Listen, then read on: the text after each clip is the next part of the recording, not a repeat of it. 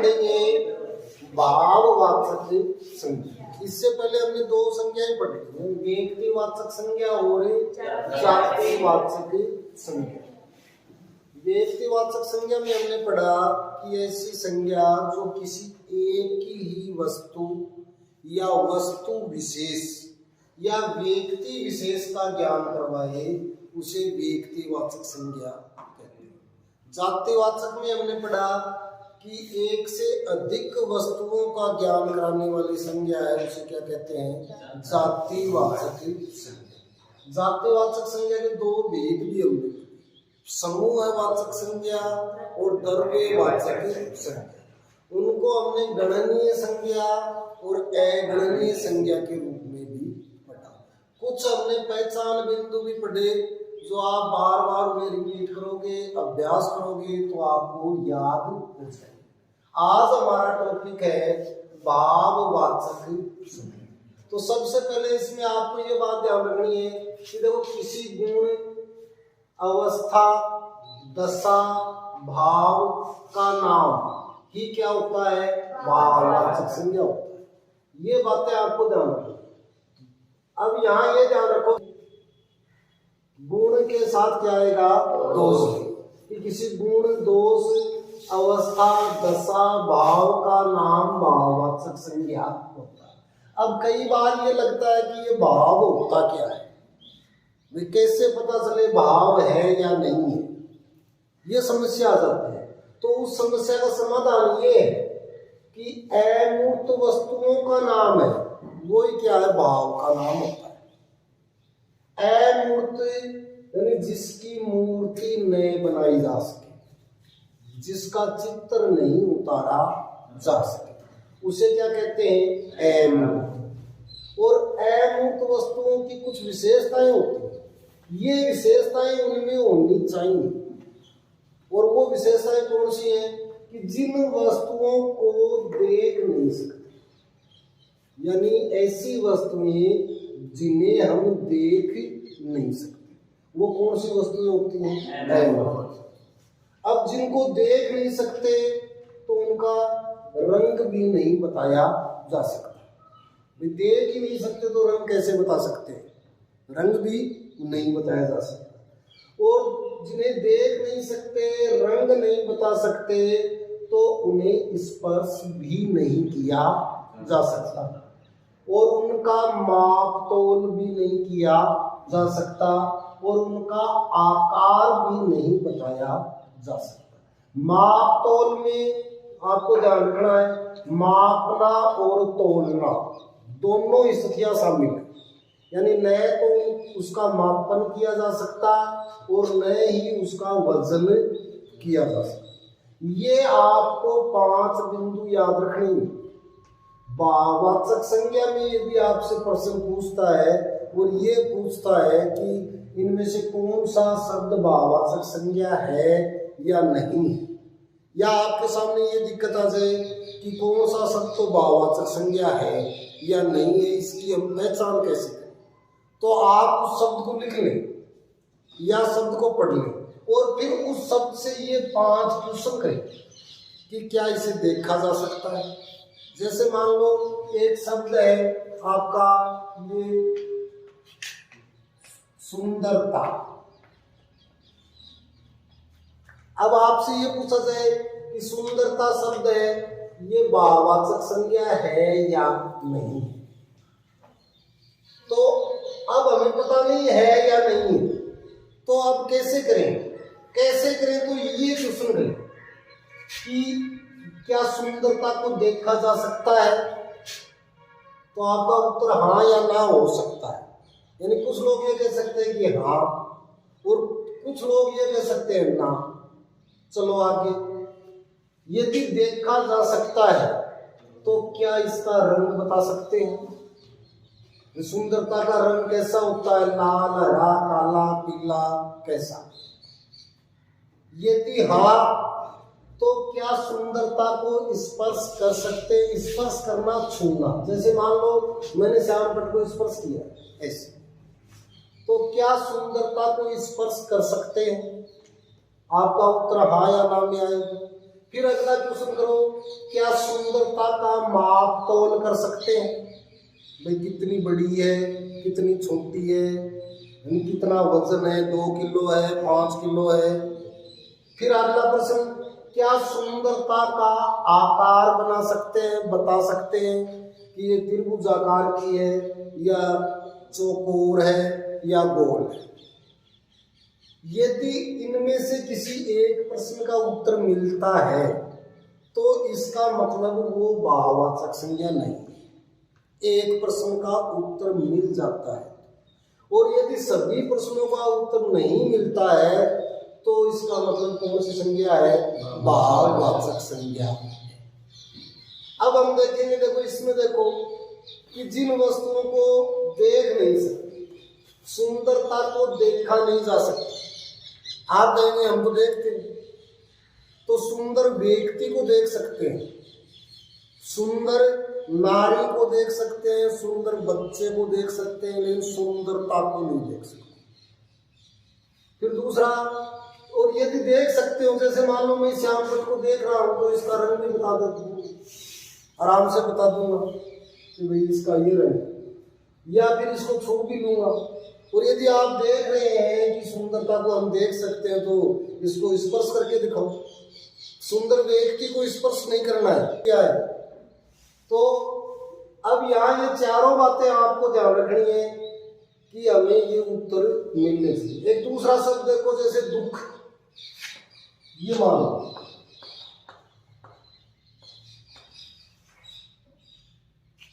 हमारा शब्द है दुख।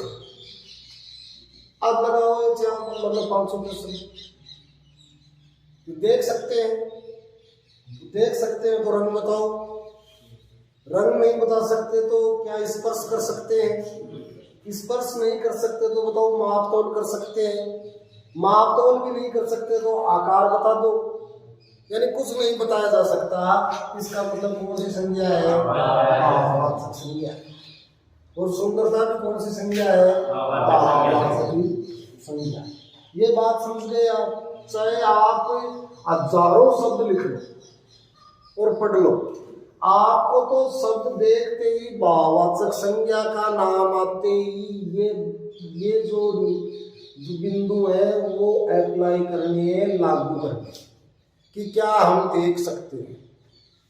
अब इतना जरूर है कि मान लो गड़बड़ी हो जाए कि जिस चीज को आप देख नहीं सकते और उसको मान लो कि हम तो देख सकते हैं, तो वो आपकी गड़बड़ हो, वो इन बिंदुओं की गड़बड़ नहीं होगी। जैसे ये बताओ मुझे, जैसे एक शब्द है आपका सपना, आप सपने लेते ही हो, देख सकते हो, देख सकते हो क्या? तो देख सकते हो, रंग बताओ, आकार बता दो, माप तौल बता दो, स्पर्श कर सकते हो, तो इसका मतलब कौन सी संज्ञा है? भाववाचक संज्ञा। ऐसे मान लो एक शब्द है अंधेरा, हमारा शब्द क्या है? अंधेरा। अंधेरा देख सकते हो, कैसा होता है?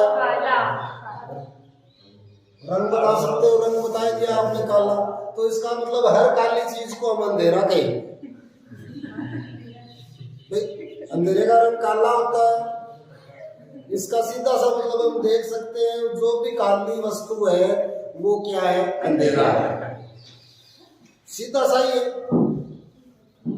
या फिर इसका रंग काला नहीं, प्रकाश की उपस्थिति है। फिर दूसरा ये देखो, स्पर्श कर सकते हो,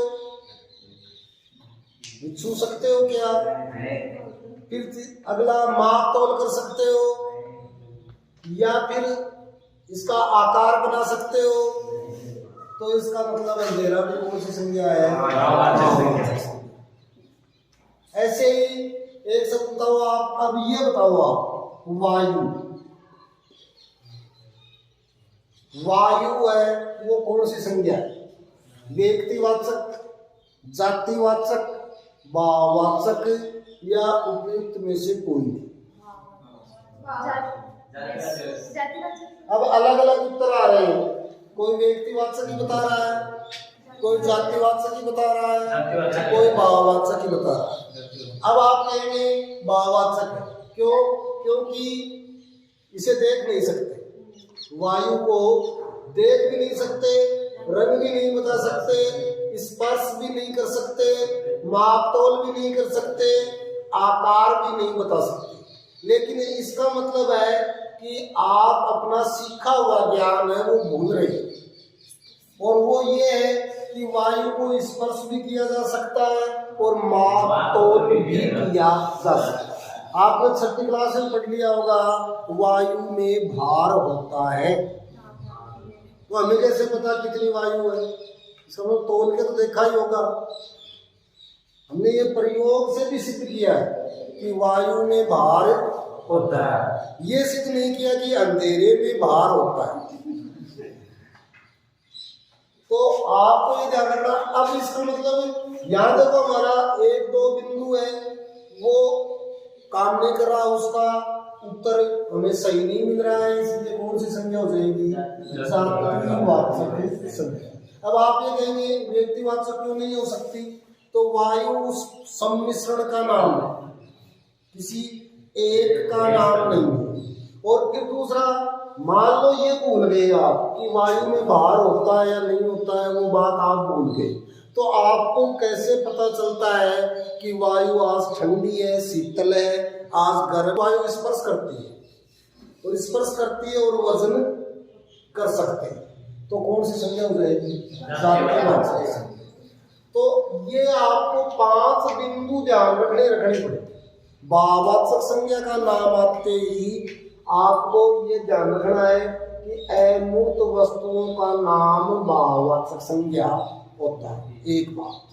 दूसरी, जिन वस्तुओं को देख नहीं सकते, रंग नहीं बता सकते, स्पर्श नहीं कर सकते, माप तोल नहीं कर सकते और आकार नहीं बता सकते, यदि इनमें से एक बिंदु भी अप्लाई कर सकते हैं तो फिर भाववाचक संज्ञा नहीं। ये आपको ये ध्यान ही रखना। फिर देखो अगला हमारा बिंदु है कि भाववाचक संज्ञा 2 प्रकार की होती है। वो 2 प्रकार है, मूल या रूढ़ भाववाचक संज्ञा। मूल या रूढ़ भाववाचक संज्ञा का मतलब है कि ऐसे शब्द जिनके सार्थक टुकड़े नहीं किए जा सकते, यानी जिनके खंड नहीं किए जा सकते। जैसे मान लो एक शब्द हमने लिखा था दुख, इसके टुकड़े कर सकते हैं क्या? 2 टुकड़े नहीं कर सकते। इसका मतलब ये कौन सी संज्ञा है? मूल भाववाचक संज्ञा है। लेकिन देखो ये दूसरा शब्द सुंदरता, ये हमने लिखा, इसके 2 टुकड़े कर सकते हैं और ता को हटा सकते हैं। इसमें ता क्या है? प्रत्यय, और सुंदर है वो मूल शब्द। इसका मतलब ऐसे शब्द जिनके सार्थक टुकड़े किए जा सकते हो या किसी प्रत्यय या अन्य शब्द से मिलकर बनते हो, वो कौन सी संज्ञा कहलाती है? यौगिक भाववाचक संज्ञा कहलाती है। और ऐसे भाववाचक संज्ञा शब्द जिनके सार्थक खंड नहीं किए जा सकते हो, वो कौन सी कहलाती है? मूल या रूढ़ भाववाचक संज्ञा कहलाती है। अब कई बार प्रश्न ऐसे पूछ लेता कि निम्न में से मूल भाववाचक संज्ञा है, तो आपको 3 शब्द तो ऐसे मिलेंगे, या तो वो प्रत्यय से निर्मित होंगे, और आपको तो प्रत्यय ध्यान रख लेना है कि कौन कौन से प्रत्यय हैं जो भाववाचक संज्ञा का निर्माण करते हैं, और वो प्रत्यय ध्यान रह जाएंगे तो आप अपने आप इस प्रश्न को सही करेंगे। लेकिन यहाँ आप ये उदाहरण देखें कि जैसे दुख है वो मूल भाववाचक संज्ञा है, यानी इसके सार्थक टुकड़े नहीं किए जा सकते। इसके बाद सुख है, वो भी क्या है? मूल भाववाचक संज्ञा। न तो सुख को देखा जा सकता और न ही सुख के सार्थक खंड किए जा सकते। ऐसे सच है, झूठ है, झूठ, घृणा, ईर्ष्या, प्रेम, अंधेरा, उजाला, ये आप ध्यान रखें। लेकिन ये आ गया कि जैसे मान लो एक शब्द है खेल, आपका शब्द है खेल, कौन सी संज्ञा है? सबसे पहले तो ये देखना कि व्यक्तिवाचक है, जातिवाचक है या भाववाचक। तो अब हम ये देखेंगे कि खेल को देख सकते हैं, क्या खेल को देखा जा सकता है? और यदि देखा जा सकता है तो रंग बता सकते हैं, या फिर स्पर्श कर सकते हैं, या फिर माप तोल कर सकते हैं, या फिर आकार बता सकते हैं, यानी चित्र उकेर सकते हैं? नहीं। तो इसका मतलब भाववाचक संज्ञा है। कौन सी संज्ञा है? भाववाचक। अब देखो यहाँ शब्दों का निर्माण देखो, कल हमने ये भी पढ़ा था कि व्यक्तिवाचक संज्ञा से जातिवाचक संज्ञा बनाना और जातिवाचक संज्ञा से व्यक्तिवाचक संज्ञा बनाना। अब हम आगे ये भी पढ़ेंगे इसी क्लास में कि जातिवाचक संज्ञा से भाववाचक संज्ञा बनाना या क्रिया से भाववाचक संज्ञा बनाना। तो मान लो आपके सामने ये आ गया कि निम्न में से कौन सा शब्द है जो क्रिया से बना हुआ भाववाचक संज्ञा शब्द है, और ये दे दिया, ये दे दिया एक तो सुंदरता, एक दे दिया अंधेरा, एक दे दिया दुख और एक दे दिया खेल। और प्रश्न आपका बन गया कि निम्न में से क्रिया से बना हुआ भाववाचक संज्ञा शब्द है। तो हमें ये पता है कि खेल किससे बना? खेलना। और खेलना से बना, और खेलना क्या है? क्रिया। इसलिए हमारा उत्तर क्या हो जाएगा? खेल। अब मुझे ये बताओ, आपको एक काम करना है, खेलना शब्द से जातिवाचक संज्ञा बनानी। ये तो क्रिया है और इससे हमने क्या बना दिया? भाववाचक संज्ञा खेल। आप बनाओ खेलना से जातिवाचक संज्ञा। शब्द आपके सामने खेलना, इससे आपको जातिवाचक संज्ञा बनाना।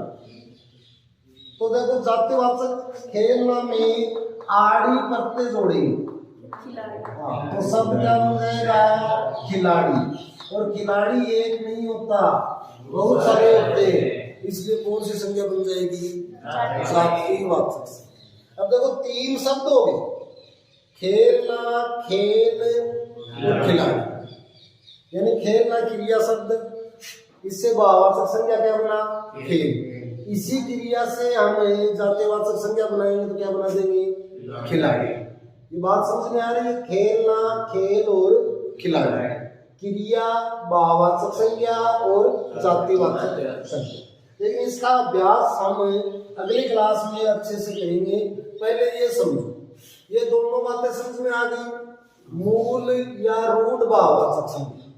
मूल या रूढ़ भाववाचक संज्ञा ऐसी भाववाचक संज्ञा जिसके सार्थक टुकड़े न किए जा सकते। दुख है, सुख है, सच, झूठ, घृणा, ईर्ष्या, प्रेम, अंधेरा, उजाला, ये आप ध्यान रखें। फिर दूसरा है यौगिक भाववाचक संज्ञा। यौगिक भाववाचक संज्ञा में देखो किसी प्रत्यय या अन्य शब्दांश से जुड़कर बनने वाली भाववाचक संज्ञा को यौगिक भाववाचक संज्ञा कहते हैं। यहाँ तक किसी को कोई दिक्कत है? कोई दिक्कत नहीं है। भाववाचक संज्ञा किसे कहते हैं? अमूर्त वस्तुओं के नाम को भाववाचक संज्ञा कहा जाता है। किसी गुण, अवस्था, दशा या भाव का नाम है, वो क्या कहलाता है? भाववाचक संज्ञा कहलाता है। अमूर्त वस्तुओं की क्या विशेषता है?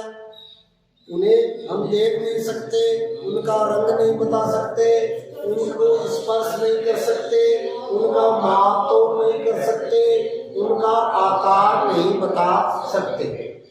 भाववाचक संज्ञाएं कितने भेद होते हैं? दो। कौन कौन से? मूल या रूढ़ भाववाचक संज्ञा और यौगिक भाववाचक संज्ञा। मूल या रूढ़ भाववाचक संज्ञा किसे कहते हैं? जिन भाववाचक संज्ञा शब्दों के सार्थक टुकड़े नहीं किए जा सकते हो उन्हें मूल या रूढ़ भाववाचक संज्ञा कहा जाता है। यौगिक भाववाचक संज्ञा जो किसी प्रत्यय या अन्य शब्दांश से जुड़कर भाववाचक संज्ञा बनी हो उसे यौगिक भाववाचक संज्ञा कहा जाता है। यहाँ तक ठीक है। तो अब देखेंगे और अगला हमारा जो बिंदु है वो होगा यौगिक भाववाचक संज्ञा का निर्माण करने वाले प्रत्यय।